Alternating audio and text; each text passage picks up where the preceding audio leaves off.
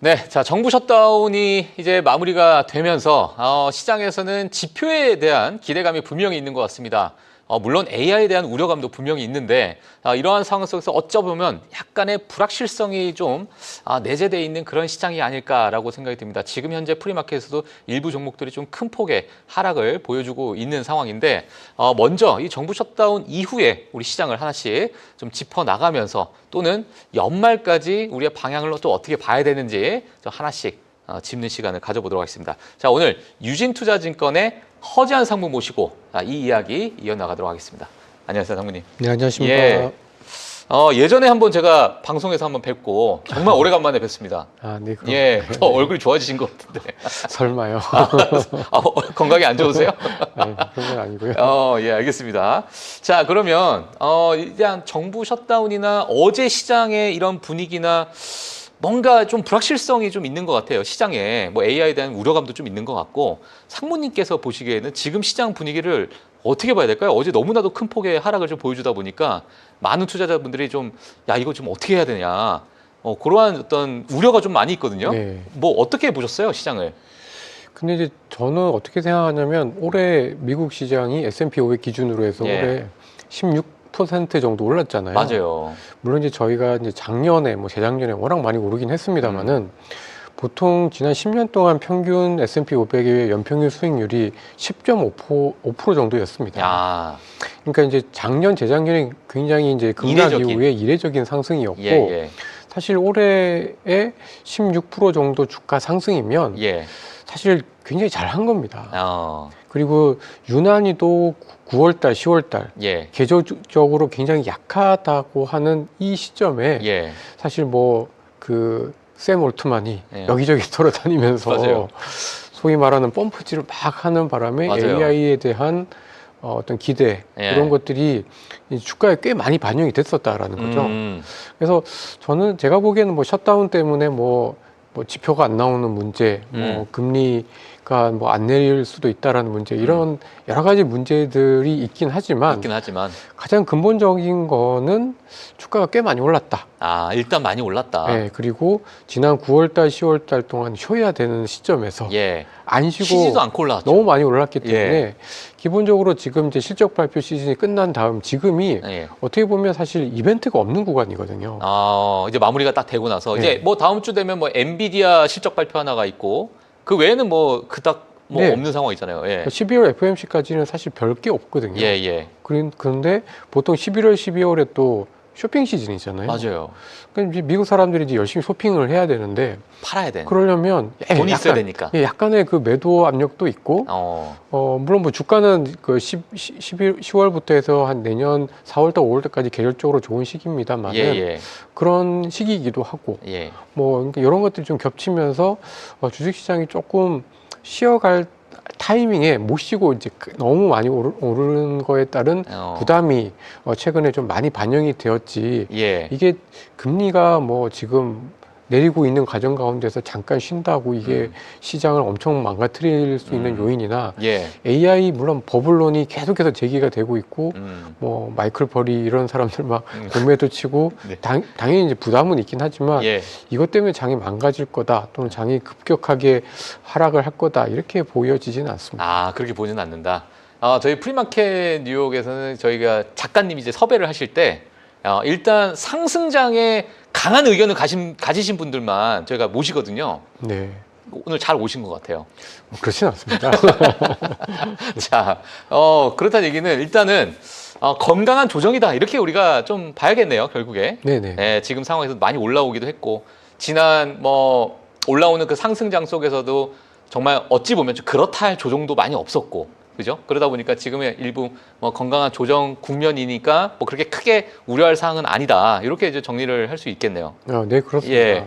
그러면 지금 AI 관련해서 뭐 예를 들면 뭐 CDS 프리미엄이 올라갔다. 네네. 앞서 제가 좀 잠깐 이야기를 좀 해드렸지만은 그러한 어떤 부채가 좀 늘어나는 거에 대한 시장의 우려는 어떻게 좀 보고 계세요? 그러니까 원론적으로 보면 원론적으로 보면 부채를 이용을 해서 수익성이 좋은 사업에 투자를 하는 거는 굉장히 좋은 일입니다. 좋은 일이죠. 그러니까 소위 말해서 ROE가 늘어나는 것이죠. 근데 이제 저는 지금 이거는 큰 문제는 아니라고 좀 보여지는데 예. 이거대로 계속해서 이렇게 부채를 땡겨서 쓰기 시작을 하게 되면 한 3년 뒤, 4년 뒤에는 좀 문제가 될 것 같다. 아, 계속 땡겼으면. 예. 좀 문제가 좀 될 것 같다. 이렇게 좀 생각을 좀 하고 있는데요. 근데 그 3, 4년 안에 수익성을 또 보여줘야 되잖아요. 이 기업들이. 네. 예, 우리도 돈 많이 벌고 있어라는 걸 보여줘야 되는데, 뭐 예를 들면은 지금 오픈 AI를 만약에 우리가 단적으로 좀 말씀을 드리면은 이 오픈 AI가 과연 어떻게 이렇게 많은 부채를 지고 돈을 어떻게 벌려고 하지라는 그 의구심도 좀 있을 것 같거든요. 단순하게 뭐 생성형 AI를 통해서 뭐 이렇게 다른 기업들과 협업을 통해서 파트너십을 통해서 뭐 이러한 어떤 수익성에 대해서 의구심이 좀 있을 것 같긴 한데 뭐 3, 4년 동안에는 뭐 물론 많은 것들이 변하긴 하겠지만 지금 상황에서는 이게 우려가 될 법한 상황이어서 사모님께서는 뭐 그 부분은 또 어떻게 보시는지. 근데 오픈 AI가요. 예. 되게 독특한 게 자기가 직접적으로 운영하는 데이터 센터가 그렇게 많지는 않습니다. 그러니까 오픈 AI는 예를 들면 마이크로소프트나 뭐 구글이나 이런 데에 어느 정도 사용료를 주고 예. 걔네들이 갖고 있는 예. 빅테크 기업들이 갖고 있는 데이터 센터에 대한 사용료, 클라우드에 대한 그렇죠. 사용료만 내고 예. 자기네들이 모델을 돌립니다. 그러니까 사실은 어차피 그 오픈 AI는 적자하고 적자 규모가 너무너무 크기 때문에 예. 부채를 가지고 뭔가 할 수가 없습니다. 대출도 안 되고요. 예. 회사채 발행도 안 됩니다. 네네. 근데 이제 시장에서 우려하고 있는 거는 그런 기업이 막 여기저기 다니면서 막 HB에 한국에 왔어도 뭐 90만 장 달라고 예, 하고 예. 뭐 데이터 센터 엄청 계약을 하니까 저거 뻥 아니야? 그렇죠. 이런 걱정들을 많이 하시는데 예. 실제로 실제로 이제 부채를 늘려서라도 음. 데이터 센터 투자를 하는 거는 그냥 아마존, 알파벳, 마이크로소프트, 메타, 오라클 요 기업들입니다. 그래서 사실은 이제 그 기업들의 재무 상황이 굉장히 좀 중요한데요. 예. 제가 이제 좀 조사를 해보면 예. 아직까지는 괜찮습니다. 아직까지는 괜찮다. 예. 그러니까 이번에 3분기까지 이제 그 이들 기업들의 그 실적 발표한 거 이렇게 숫자 이렇게 쭉 보니까 예. 소위 말해서 이제 그 영업 현금 흐름이라고 하잖아요. 그러니까 자기네들이 장사해서 돈을 번 게 지난 4분기 누적, 지난 한 1년 동안 한 5,300억 달러 정도를 돈을 벌고요. 아. 이 중에서 투자로 나간 게 한 3천억 달러 정도입니다. 예. 그러니까 아직 투자 엄청 하고도 돈이 한 2천억 달러 남아요. 남아 있네요. 그걸로 이제 자사주도 사고 뭐 이러는 겁니다. 예. 그러니까 아직까지는 괜찮은데 예. 문제는 지금 이 투자가 늘어나는 속도가 너무 빨라요. 예를 들어서 메타 같은 경우에는 투자가 늘어나는 속도가 전년 대비해서 100%가 넘습니다. 전년 대비해서 100%가 넘어요. 네. 2배 넘다는 얘기네요. 예. 무지하게 지금 땡겨서 이제 어. 투자를 하고 있으니까 돈이 부족하니까 이제 채권을 발행하기 채권 발행하는 시작하는 거고. 거죠. 그래서 제가 이제 시뮬레이션을 돌려봤습니다. 예. 그러니까 지금 속도대로 계속해서 이렇게 투자가 똑같이 늘어난다. 예. 라고 했을 때 언제 이들 기업들의 돈이 빵꾸가 나나. 이렇게 계산을 해보니까 예. 2027년에서 2028년 정도부터는 예.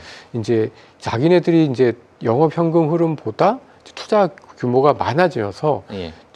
잉여 현금 흐름이라고 하잖아요. 네, 예, 예. 회사에 이제 유보될 수 있는 돈이 조금씩 고갈되기 시작을 합니다. 음. 그러니까 앞으로 3년 내에 뭔가 쇼부를 봐야 되는 거예요. 여기서 이제 정말 AI를 통해서 돈을 벌 수 있다라는 걸 보여주든지 아니면 사실은 이렇게 되면 이제 그 계속해서 이제 부채가 늘어나게 되면서 이제 문제가 되게 되는데 만약에 이거를 멈추지 않고 계속해서 예를 들어서 2030년까지 간다라고 예. 하면 이 기업들, 이 4개 기업들이 아마도 총 한 1조 달러 이상 돈이 부족하게 되는데요. 이게 어느 정도 규모냐면 예. 미국의 연간의 국채 발행 규모가 2조 달러입니다. 거의 뭐 절반이네요. 예. 예. 그러니까 이대로 가다가는 예. 그러니까 이대로 그러니까- 앞으로 5년 뒤에 가면은 돈마저 말라버립니다. 그러겠네요. 돈이 없어요. 예. 예. 그래서 아마 앞으로 2, 3년이 굉장히 이제 이 AI 기업들, 데이터 센터를 투자하는 많은 기업들 입장에서는 승부를 봐야 됩니다. 그러니까 이제 AI를 통한 지금 투자를 많이 했는데 여기서 수익성이 일단은 2, 3년 안에 무조건 나와야 되는 네. 상황이고 그 안에서 투자 대비해서 더 큰 수익률을 보여야 우리가 투자자들이 이제 AI로서 뭔가 정말 우리가 소위 얘기하면 메가 트렌드로서의 어떤 방향성을 확고하게 잡을 수 있는데 네. 그게 되지 않고 그냥 부채가 더 계속 많이 있는 상태에서는 뭐 앞서서 5년이라고 말씀해 주셨지만 뭐 조금 수익을 벌면은 그게 조금 연장이 되겠지만 하여튼 결국에는 이제 현금이 말라버리는 네. 그런 상황으로 이제 간다는 거네요. 네. 그래서 지금 시장에서 이제 걱정하는 거는 저는 이 문제라고 보고 있거든요. 그러니까 뭐 부채를 가지고 돈 되는데 투자를 하는 건 아무 문제가 없는데 예. 이제 그 사이에 뭔가 이렇게 크게 변해야 되는데 지금 어저께 이제 코어 위브 또 이렇게 그 말씀을 주셨지만 예. 이게 이제 올해 매출 전망을 이제 하향을 했잖아요.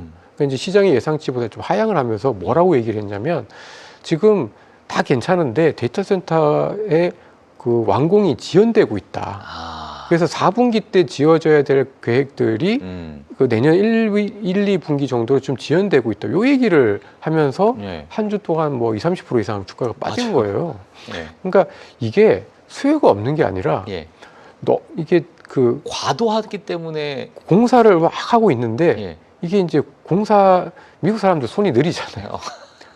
손이 느려서 빠진 거죠 지금. 예, 한국 사람들은 엄청 손이 빠르잖아요. 예, 예. 저희 뭐 아파트 짓는데 몇 년 안 걸리잖아요. 근데 미국 사람들 뭐 이렇게 엄청 느리고 맞아요. 뭐 케이블 깔고 답답하죠. 뭐 예. 시간 엄청 오래 걸립니다. 맞아요. 한국 사람이 데이터 센터 졌으면 미국에 오래 계셨었어요? 아주 잠깐 학교 다닐 때 교환학생 교환학생으로. 있었는데 그때 당시에도 어쨌든 진짜 느리다. 정말 마음 편하게 일한다. 예. 이런 생각들을 좀 했는데 지금은 좀 빨라지지 않았을까요? 지금은 별로 안 그럴 것 같은데요. 알겠습니다. 어쨌든 여전히 그래서 느리다는 거. 예. 예. 그래서 지금 수요가 늘어나는 속도에 비해서 데이터 데이터 센터 짓고 뭐 이러는데 시간이 예. 생각보다 많이 걸린다. 그러니까 근데 그 말씀해 주신 것처럼 데이터 센터가 좀 느려진다라는 얘기는 데이터 센터도 데이터 센터인데 그 옆에 그 데이터 센터를 가동시키기 위해서 이 전력 같은 부분도 이 인프라가 노후화돼 있고 뭐 이 전력을 공급하기 위해서 그냥 뭐 원전이나 이거 뚝딱뚝딱 지을 수도 없는 것이고 이게 근데 이 지연된다라는 것 자체가 그냥 일시적인 문제인지 아니면 일시적인 거죠. 일시적인 거예요. 그러니까 수요는 있는데 예. 수요가 늘어나는 속도가 이만큼 이렇게 빠른데 예. 이게 이제 손이 느려서 손이 또 들어서 공급이 좀 타이트하다 보니까 예. 이거를 이제 막 납기를 못 맞추는 거예요. 근데 이거는 시간이 지나면 해결이 되는 거죠. 예. 네. 그런 시간이 지나면 다 해결이 되고 여러 가지 그 인프라는 일단 뭐 어느 정도 갖춰져 있는 상황에서 데이터 센터가 조금 느리게 완공이 되는 것이다. 네. 이렇게 이제 지금 보고 계신 거네요. 네. 그래서 저는 이거는 조금 우리가 인내를 하게 되면 해결이 될 수 있는 거다라고 생각을 좀 하고 있고요. 예. 그리고 제가 아는 이제 매니저분들 중에 예. 그 전기전자공학과를 나오신 분이 있더라고요. 예. 그러면서 그분이 펀드 매니저 분들 예. 중에요. 예. 네, 그분이 하시는 이야기가 되게 재밌었던 게 예. 저보고 위원님 이거는 핵심은 전기인데요. 전기는 원유나 에너지나 이런 것처럼 가둘 수가 없습니다. 이건 한꺼번에 캐파를 다 만들어야만 공장이 제대로 돌아갑니다. 그러니까 이번 사이클에 있어서 가장 핵심은 그겁니다라고 얘기를 하더라고요. 예. 그러니까 뭐냐면 이거 다 돌리는데 전기. 그렇죠. 이 전기는 이게 뭐 유가처럼 뭐 이렇게 어디 뭐 만들어 나가지고 저장소에다 넣을 수 있는 거, 에너지 저장 장치가 있긴 하지만 아직은 아니에요. 그 정도 규모는 아니고. 그래서 이거는 다 만들어 놓고 가동이 된다는 거죠. 그래서 생각보다 시간이 조금 더 걸린다라는 거고 거기서 그러니까 수요가 없어서 뭐 AI가 버블이고 이게 문제가 아니라 이게 진행되는 속도가 이제 생각보다 느릴 가능성이 있다. 그러니까 지금은 우리가 막 진짜 투자를 어마어마하게 빠르게 하고 있지만은 그러니까 너희가 생각하는 만큼의 그 속도감을 가지기에는 현실적으로 좀 어려운 게 있다. 그렇죠. 요거를 우리가 이해를 해야 되는 거네요. 예. 이게 뭐 AI가 이제 뭐 소위 얘기하면은 이제 부채 때문에 버블이다 아니다 이런 거는 전혀 우리가 우려할 사항이 아니고.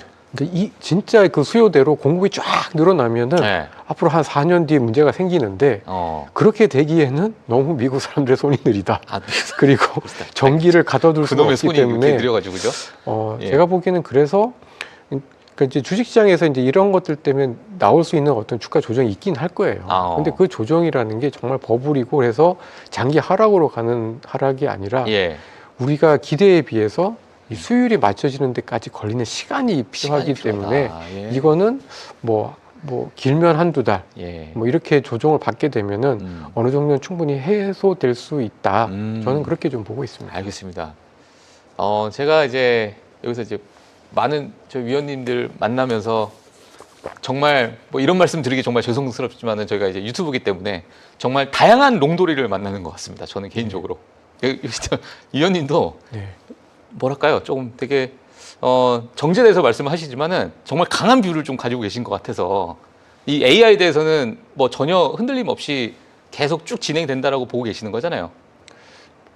당연히 그렇죠. 그래, 당연히 그렇고. 이거는 굉장히 큰 변화이고 좀 굉장히 좀 인류 역사상 굉장히 좀 중요한 변화라고 생각하기 때문에 예. 그 좀 길게 보고 봐야 된다라고 생각을 좀 하고 있는데 예.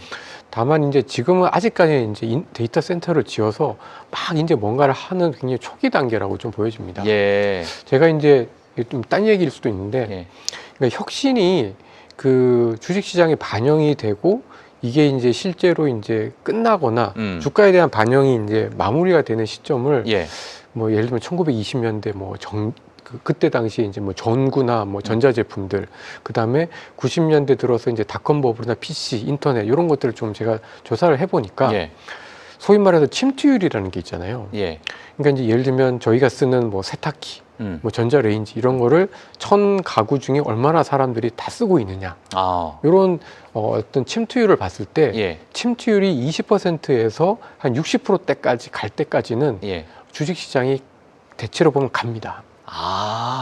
그러니까 이제 그러니까 10명 중 2명에서 6명 정도까지 쓰는 그 구간 동안에는 주시장이 이제 예.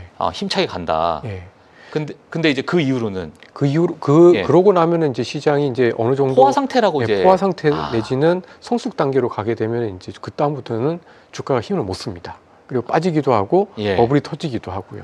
그러면은 우리가 만약에 AI라는 관점에서 이제 성우님께서 보셨을 때 AI라는 관점에서 우리가 침투율이라는 점을 우리가 만약에 좀 보고 싶어 하시는 분들은 어떤 것을 좀 중점적으로 봐야 될까요? 그게 데이터가 예. 없습니다. 데이터가 그냥 단순하게 지금 뭐 생성형 AI를 뭐 얼마나 쓰냐 이거는 아닐 거 아니에요. 네, 맞습니다. 그거는 좀 예. 너무나도 좀 일부적인 거이고 아직 그런 데이터가 없고 어떤 또 모델이 될지도 모르니까 그냥 MIT라든지 스탠포드에서 나온 이런 AI 랩 같은 데서 예. 그런 설문조사를 한 걸로만 대충 이렇게 보면은 IT 기업들이 이제 그래도 AI를 많이 자기네들이 이제 직접 만들고 쓰니까 예. 제일 많이 흡수를 해서 쓸 거잖아요. 예.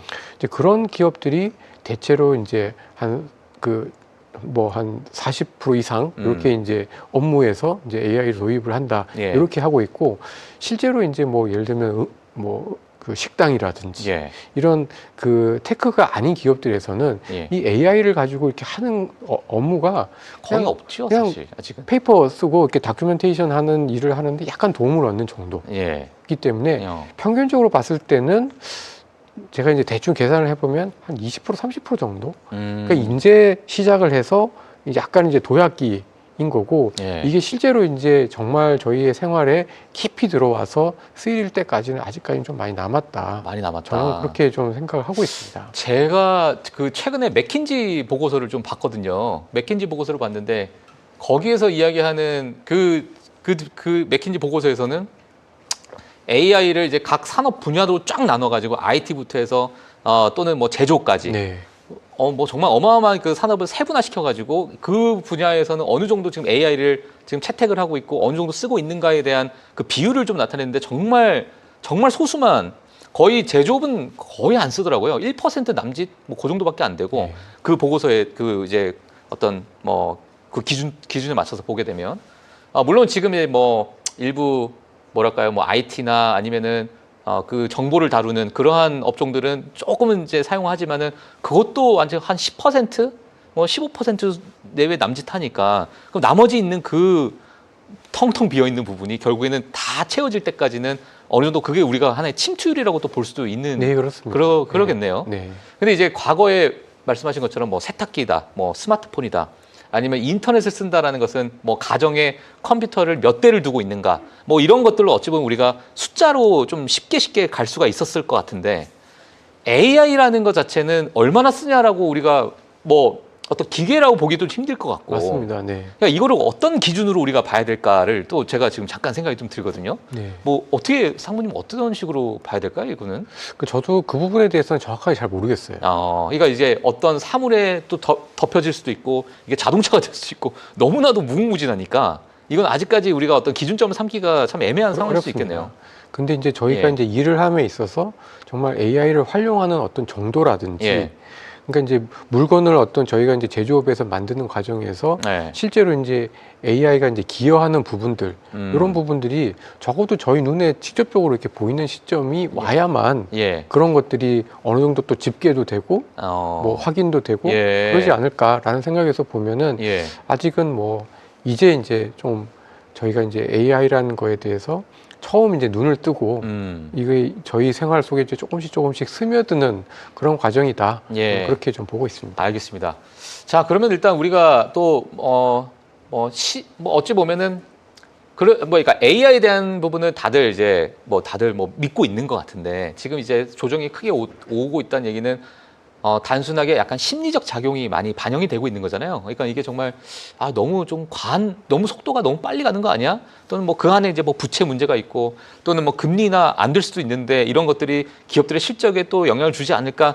어찌 보면 약간 노이즈성의 어떤 이슈들이 지금 시장의 어떤 심리를 좀 위축시킬 수 있을 것 같은데, 최근에 그 투자 심리는 또 어떤 상황이에요?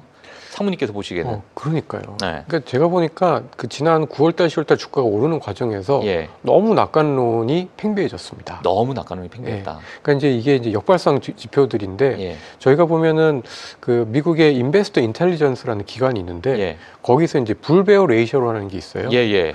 이제 낙관론과 이제 비관론. 비관론을 이제 나눈 거거든요. 그러니까 이게 이제 숫자가 올라갈수록 주식시장이 좋을 걸로 생각하는 사람들이 많아진다라는 건데 과거에 보면은 항상 이게 평균이 있고 소위 이제 약간 그 아웃라이어 예. 이제 소위 표준 편차 1, 2 레인지를 넘어가는 예. 이렇게 넘어가게 되면은 늘 주가 조정이 왔는데 예. 지지난주부터 그러니까 11월 딱 초부터 예. 약간 위험 신호가 뜨긴 떴었습니다. 아, 그래요? 네. 그 요인이 뭐예요, 근데? 너무 과열돼 있다? 그러니까 샘 앨트만이 너무 지르고 다니는 거죠. 샘 얼트만이. 돈도 샘 없어. 얼트만이 지르고 다니는데 미국인들은 손이 느리니까 그게 이제 그게 콜라보레이션으로 지금 위치기 온 거네요. 네. 알겠습니다. 그러니까 지금 뭔가 좀 과열돼 있는 상황. 제가 요 말씀도 꼭 드리고 싶은데 질문인데 이게 지금 미국 시장의 밸류에이션 측면은요. 어찌 보면은 S&P 500 기준으로 했을 때 23배. 어찌 보면 좀 약간은 좀 부담스러운 이런 상황에서 조정이 일어나긴 했지만 이 밸류에이션 측면은 상무님께서는 크게 좀 우려를 하세요? 아니면 그렇게 크게 생각 안 하시는 지표라고 보세요? 지금 현재선. 이게 밸류에이션은 예. 당장 한 1년에서 한 2년 정도의 어떤 투자를 생각하는 입장에서는 크게 중요하지는 않습니다. 그래요? 그러니까 제가 계산을 해보니까 예. 이게 밸류에이션이 높아서 이게 수익률이 이렇게 떨어지거나 예. 투자자분들의 어떤 기대 수익률이 약해지는 그런 경우가 되려면 최소 3년에서 5년 넘어야 됩니다. 그래요? 네. 예. 그래서 그 로버트 실러 교수가 얘기하고 있는 그 케이프 지수. 케이프 지수 같은 것들을 예. 보더라도 이게 이렇게 밸류에이션이 높아지고 난 다음에 언제 수익률이 떨어졌냐를 보면은 5년에서 10년입니다. 그러니까 밸류에이션이 높다고 해서 주가가 떨어지는 경우는 거의 없고요. 예. 사실은 밸류에이션이 높은 상태에서 예. 경기가 예상치 못했던 어떤 충격이나 어쨌든 저희가 모르는 악재로 인해서 충격을 받았을 때 주가가 많이 떨어지는 것이지 주가가 비싸서 또는 주가가 고평가되어서 주가가 빠지는 그래서 경우는 빠지는 건 없다. 저는 본 적이 없는 것 같아요. 어찌 보면은 우리가 과거의 어떤 밸류에이션 흐름을 봤을 때 그 밸류에이션이 높아졌을 때에 너무나도 과열하게 그게 부채 문제가 됐든지 금융위기가 터졌다든지 코로나도 마찬가지로 너무나도 과도한 인플레이션 때문에 금리를 인상하는 그 시기가 맞아 떨어졌던 시점이 그냥 24배였던 거지. 이제 그것 때문에 그게 요인이 돼서 빠지는 그런 경우는 아니다. 이렇게 정리할 수 있겠네요. 그래서 오히려 예를 들어서 이제 그 은퇴 자금들 중에서도 예. 장기 자금들 있잖아요. 그렇죠. 그러니까 5년, 10년 이제 전혀 건들지 않을 것 같은 그런 자산 배분은 밸류에이션을 봐야 됩니다. 그런 측면에서 봤을 때는 사실 미국의 주식 시장의 어떤 상승이 지금처럼 연 10%씩 지금으로부터 5년, 10년 계속되지는 않을 겁니다. 아마도 2030년 이후에 글로벌 주식 시장은 제가 보기에는 미국보다는 또 그동안 쉬었던 이머징 시장이 좀 좋을 것 같아요. 뭐 언제부터요? 2030년부터요? 예, 한 2030년 정도. 그러니까 저는 이제 소위 말해서 트럼프 대통령이 이제 나가고 난 다음에 미국은 트럼프 대통령이 있는 동안과 좀 많이 달라질 거다. 트럼프 대통령 때문에 그런 건 아니지만 예. 트럼프 대통령이 하고 있는 많은 정책들이 실제로 이제 미국의 경쟁력을 조금씩 갉아먹고 그 나쁜 부정적인 영향들이 뭐 예를 들면 2028년 정도부터 이연돼서 나타날 거다. 그래서 2030년 이후까지 저희가 본다라는 투자 관점에서는 미국 시장의 기대 수익률을 좀 낮추어 봐야 됩니다. 그렇지만 적어도 올해 예. 뭐 내년 예. 이렇게 투자를 하는 관점에서는 예. 지금 당장 뭐 금융 위기가 있을 거냐, 예. 부채 위기가 있을 거냐, 뭐 이런 것들이 조금 더 중요하지 주식 자체가 비싸다 덜 비싸다라는 건 그렇게 중요하지는 않은 것 같습니다. 그 요 질문 마지막으로 제가 하나만 더 드리고 그 과거에 이제 우리가 2022년 때 그 하락장을 보게 되면은 그때의 발단은 어찌 보면 이제 금리 인상이었고 인플레이션이었잖아요. 네. 근데 지금의 어떤 관세 정책이나 또는 지금 11월 달에 우리가 받아야 될 어떤 물가 지표가 안 나올 수도 있다라고 뭐 대변인이 이번에 뭐 얘기를 했던 것 같은데 그 물가 때문에 행여 물론 금리 인하의 방향을 뭐 인하까지는 아니라 동결을 하든지 또는 그 뭐 관세 때문에 튀어올라서 다시 금리 인상을 할 수도 있는 만약 그런 환경이 좀 마련된다면 그때는 좀 시장이 싸해지겠죠. 네. 근데 그러한 우려를 상무님께서는 그 물가적인 측면에서는 하고 계세요? 아니면은 지금까지 뭐 관세를 내가 보니까 그렇게 뭐 이연되는 것 같지도 않고 이게 어느 정도 잘 분배가 돼서 그렇게 실물 경제에 그렇게 큰 타격은 안 줄 것 같다. 이렇게 좀 보고 계세요? 어떤 식으로 좀 보고 계세요?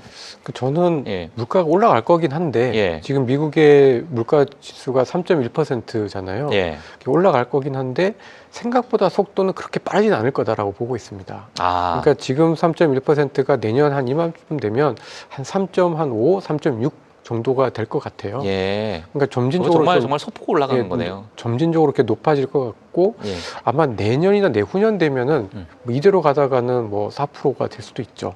이게 천천히 이제 예. 물가가 그냥 고착화되는 그러한 상황으로 이제 가는 거네요. 그래서 예전에 2%가 예를 들면 연준의 목표고 예. 노멀이었다고 하면은 이제는 3% 정도가 뉴 노멀이 되지 않을까라고 생각을 좀 하고 있고 예. 거기에 따라서 아마 연준도 특히 내년 5월달 이후로는 이제 그 파월 의장님이 이제 퇴임하시고 맞아요. 새로운 분이 들어오잖아요. 그렇게 예. 됐을 때는 아마 2%가 기준이 되지가 않을 가능성이 굉장히 높다라고 생각을 하고 있고요. 그럼 왜 미국의 물가가 덜 올라가냐? 예.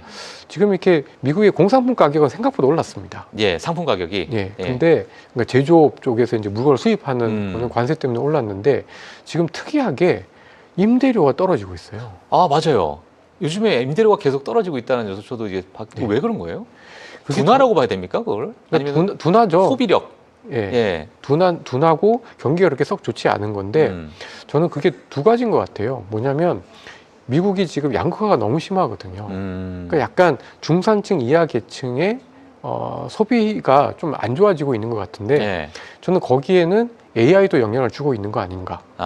지금 사실 기업들이 이제 사람을 자르는 거는 예. 두 산업입니다. 예. IT, 웨어하우스. 웨어하우스에 지금 이제 막 집 나르고 뭐 이런 거는 다 로봇이 하잖아요. 예. IT 기업들은 다 자기네들이 다 그러니까 뭐 AI로 하니까 AI로 막 돌리고 하니까 사람이 별로 필요 없어지고. 예. 그러니까 그 인력들이 사실은 이제 조금 구매력을 갉아먹는 것들이 분명히 있고 또 그런 것들로 인해서 약간 또 이제 중산층 이하의 어떤 그 소비 경기가 좀 안 좋다 보니까 예. 뭐 이민자들 막 쫓아내고 이러면서 전반적으로 활력이 좀 떨어지다 보니까 아마도 좀 그런 부분에 있어서 미국의 경제가 힘이 없긴 없는 것 같다. 근데 실제로 이게 미국의 물가를 보면은 공산품 물가는 한 18% 20%밖에 안 되거든요. 예. 그래서 오히려 임대료가 떨어지는 효과가 조금 더 크지 않을까. 그래서 물가가 올라가되 이게 올라가는 속도가 그렇게 가파르진 않을 거다. 이게 임대료가 떨어지는 것 때문에 상세가 되다 보니까 물가 자체의 지표는 그렇게 튀어오를 가능성이 없다. 어느 정도 좀 요즘 유가도 좀 많이 좀 내려와 있는 상태이기도 그렇죠. 하고. 이런 것들이 어찌 보면 물가에 대해서 그렇게 크게 우려 안 해도 될 만한. 그러니까 긴장은 해야 되지만 긴장해야 되지만 이게 어떤 시장의 큰 판을 이렇게 막 엄청 망가뜨리는 그런 요인으로는 작용하지 않을 가능성이 적어도 내년 중반까지는 저는 높다라고 보고 있습니다. 알겠습니다. 오늘 너무나도 중요한 말씀을 좀 많이 해주셨는데, 네, 오늘 뭐 시간 관계상 저희가 이제 여기까지 좀 들어봐야 될 것 같고요. 자, 오늘 AI에 대해서도 크게 우려하지 않아도 되고, 사실 지금 상무님께서 말씀해 주신 여러 가지 이야기들 속에서 아마 많은 투자 아이디어들도 얻으셨을 거라고 좀 생각이 듭니다. 자, 오늘 저 유진투자증권의 허재한 상무님은 여기서 제가 보내드리도록 하겠고요. 다음 시간에 또 찾아뵙도록 하겠습니다. 감사합니다.